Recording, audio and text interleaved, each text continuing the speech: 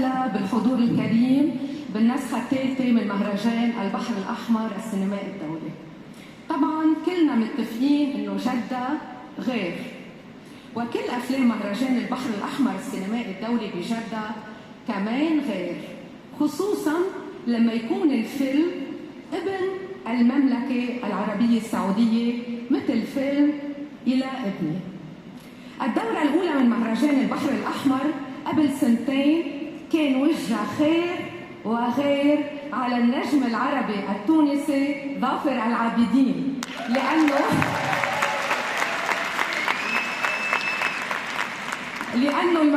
الدورة حضنت أولى تجاربه بالإخراج والتأليف مع فيلمه الأول الروائي الطويل غدوة من بطولته أيضا.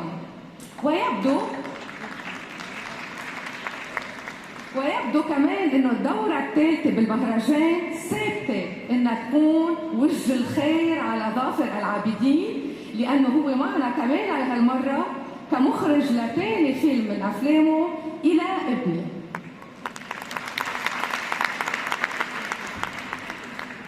فيلم إلى ابني بكل فخر إنتاج سعودي،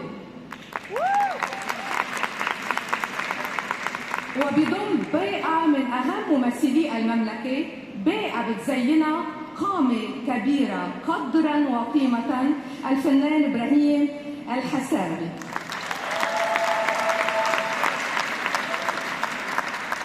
طبعا بالفيلم أيضا في معنا الممثلة سمر ششة، والممثلة أيضا قصي، الممثلة خيرية نظمي، وأيضا رح أذكر ممثلين يمكن صغار سنا بس هن أكيد موهبتهم كتير كبيرة. هلأ لما تشوفوا الفيلم رح تتثبتوا من هالشي، مش رح يمروا أبدا مرور الكرام، وهن آدم زهر وآدم أبو سخر. بطلب من الفنان ظافر العابدين وكل فريق الفيلم يشرفونا على المسرح. تفضلوا.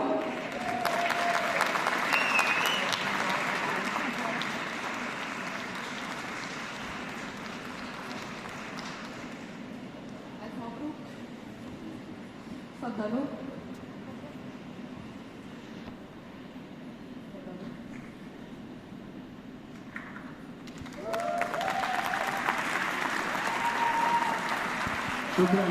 شكرا.